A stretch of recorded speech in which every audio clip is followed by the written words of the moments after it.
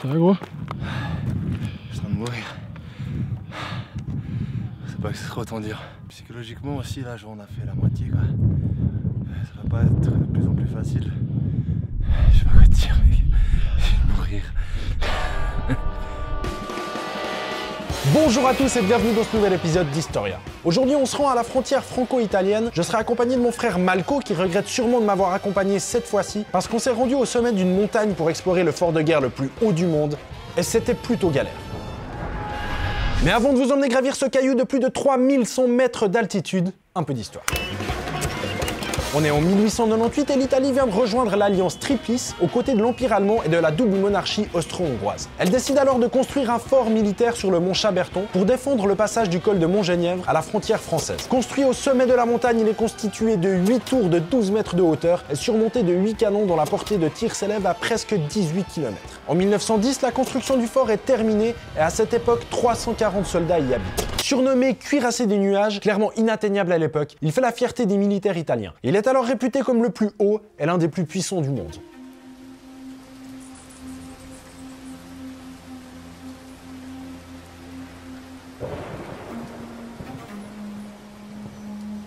Pour mettre fin au règne du cuirassé des nuages, le 21 juin 1940, l'armée française se munit de 4 mortiers répartis en 2 emplacements invisibles au fort italien. La difficulté pour les artilleurs français est qu'aucune table de tir ne permet de calculer une parabole capable d'atteindre l'édifice. Une équipe d'ingénieurs est spécialement réquisitionnée pour trouver l'angle idéal et détruire le fort une bonne fois pour toutes. À 17h15, après plusieurs tirs ratés, un premier coup atteint son objectif et détruit la tourelle numéro 1 du mont Chaberton. Au total, ce jour-là, 6 tourelles sur 8 seront touchées et les Italiens déplorent 9 tués et une cinquantaine de blessés. Le fort, devenu inutilisable, est abandonné le 8 septembre 1943. Après la fin de la guerre, la France annexe le fort, déplaçant ainsi la frontière française.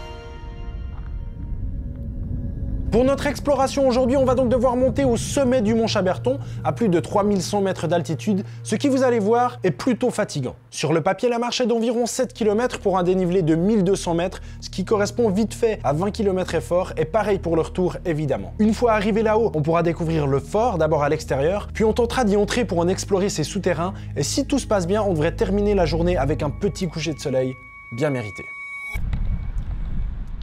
On est en train de rouler pour se rendre au mont Chaberton et en fait il est juste devant nous, on le voit tout là-bas en haut et depuis là c'est assez impressionnant parce que on se dit que c'est carrément pas possible qu'on monte jusque là-bas en haut. Ah putain. On est parti, on vient de commencer la marche et d'après le panneau il nous reste à peu près 3h45 de marche. Je pense qu'on va se rendre compte que notre condition physique laisse vachement à désirer.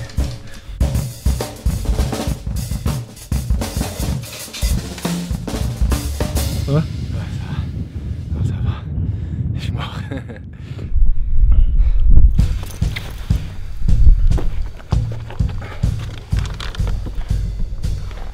Ça commence à monter vraiment sévère là, putain.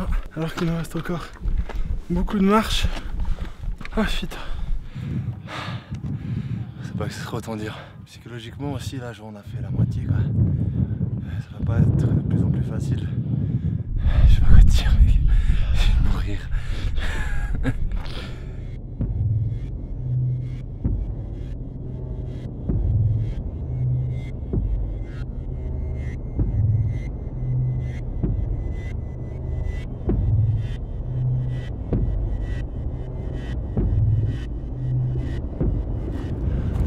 Vraiment à peiner là. Le manque d'oxygène commence à se faire sentir. Putain.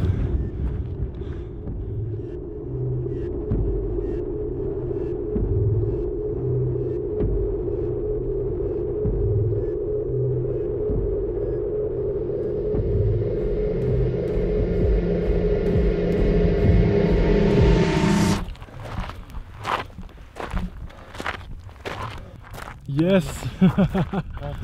Ah putain, tellement bien. Bien joué. Ah putain, bien joué mec. On est arrivé en haut du mont Chaberton. Je rappelle qu'on est à plus de 3100 mètres d'altitude. Du coup, je pense que maintenant le plan ça va être de se reposer un petit peu. Et une fois qu'on aura grignoté quelque chose, qu'on se sera ressourcé pendant quelques minutes, on commencera l'exploration du fort et on va rester là jusqu'au coucher du soleil. Ah putain, en tout cas ça fait vraiment plaisir d'être arrivé là en haut. Le fort militaire le plus haut du monde.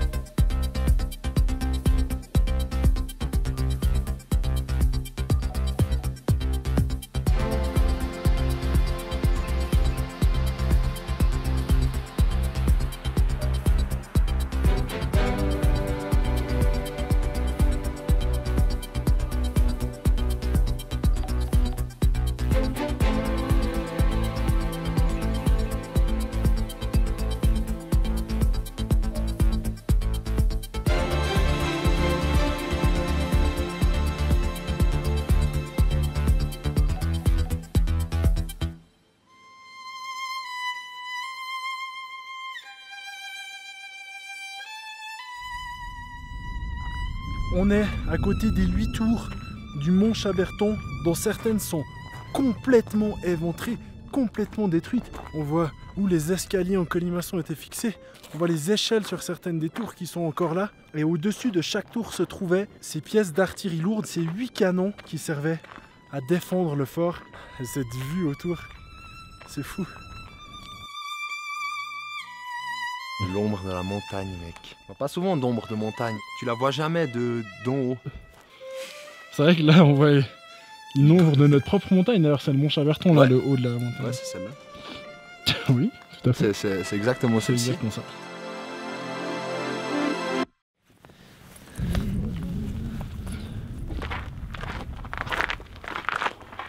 Mec, t'as vu ce couloir là? Celui-là, ouais. Je pense plutôt qu'on va aller dans On va déjà à tunnel l'intérieur du sombre, tunnel. là. Ok, let's go. Fais gaffe, je sais pas sur quoi on marche. Ouais. Là, c'est de la glace, mec. On rappelle qu'on a à plus de 3100 mètres d'altitude, donc c'est pas si étonnant. Oh putain, mec. C'est quoi ça, mec? Je sais pas, t'as vu, il y a des sortes de grosses rails là. Oh mon dieu, comme ça bouge. Ouais, parce qu'il est pas tenu, en fait, il est pété, mec. Regarde, il était attaché juste au-dessus. Ouais. Je pense que c'était pour acheminer des munitions dans les sous-sols, enfin plutôt pour les monter. Je pense que le dépôt de munitions devait se trouver dans le sous-sol, je pense que ça devait être ça. Et il devait monter les munitions. Et ça doit être un de ces rails à cet effet. On voit qu'il s'est détaché de son socle métallique. On va voir. On descend.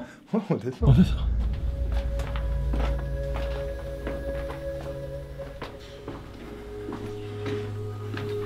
Là, ça continue de descendre. Mais je pense pas qu'on va y aller. Si tu Ah, putain, regardes. c'est le tunnel de glace, mec. Ouais, exactement. Ah ouais, là c'est chaud. On va trouver un autre tunnel, ça descend encore plus bas. Mais là par contre, là c'est impossible à descendre, il y a vraiment une langue de glace qui suit le tunnel. En fait, c'est même super dangereux. Là, si on glisse, je pense qu'on descend jusqu'au fond. C'est assez impressionnant quand même, putain. Ouais. Bon. On va peut-être pas rester là, c'est un peu dangereux.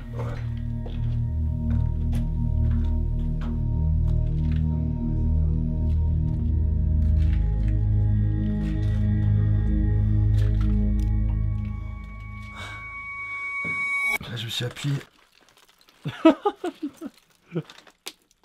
Bah mec, il a foulé par terre quoi. Ouais, c'est ce que je veux faire, mais c'est lourd, c'est des cailloux, gros. Tiens. Ouais, ça tient.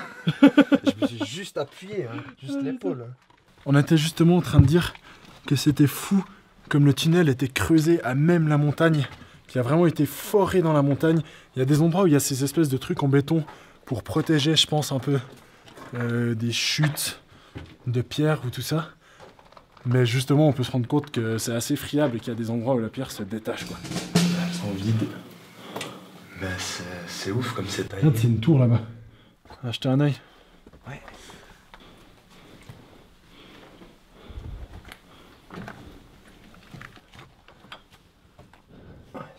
C'est ça? C'est une tour? Ouais, c'est ça. On est à l'intérieur d'une des 8 tours. Et donc le tunnel d'à côté relie toutes les tours des unes aux autres. Et je pense que là, ce système qu'on voit pas trop ce que c'est, ça devait être quelque chose pour monter les obus. J'imagine qu'il devait y avoir un système pour monter les obus d'une certaine manière. Et les couloirs derrière nous, ce couloir qu'on vient de passer, ça devait être un couloir où ils transféraient justement les munitions. Mec, on peut même aller plus loin. Ah, mais là, on rejoint. Ok. Là, c'est le grand tunnel Ouais. crois qu'on a gentiment fini l'exploration des sous-sols du Mont Chaberton. On a compris l'agencement du fort. Il y a vraiment ce grand couloir à ras la montagne. Il y a un deuxième couloir à l'intérieur. Il y a ces pièces entre les tours. Il y a les tours qui sont accessibles depuis ces deux couloirs. Putain, il y a toujours ces trucs avec le paysage derrière. Je suis désolé, mais c'est impossible de ne pas s'arrêter. C'est vraiment genre des trous sur... Putain, c'est fou, quoi.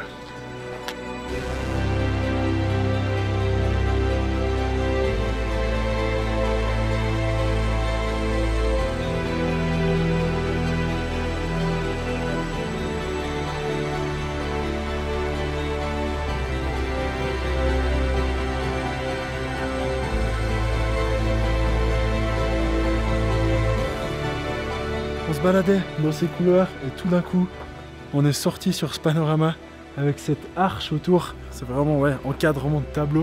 Et il y a toutes ces petites fenêtres.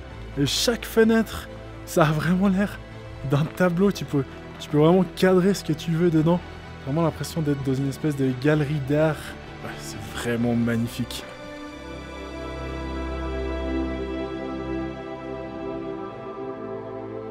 Voilà, c'est terminé pour cette visite du Mont Chaberton, le plus haut fort militaire du monde. On a vraiment galéré pour monter là-haut, mais franchement, ça en valait la peine. Visiter cet édifice perdu au sommet d'une montagne à plus de 3000 mètres, entouré par ce paysage à couper le souffle, c'était vraiment magnifique. Même s'il nous a fallu un peu de temps pour l'apprécier et pour reprendre notre souffle, le cuirassé des nuages est définitivement un lieu unique et magnifique. J'espère que vous avez aimé cette visite, n'hésitez pas à liker cette vidéo. Si vous avez des lieux historiques que vous aimeriez que j'aille explorer, mettez-les en commentaire. Nous, on se retrouve au prochain épisode pour un nouveau lieu et une nouvelle histoire.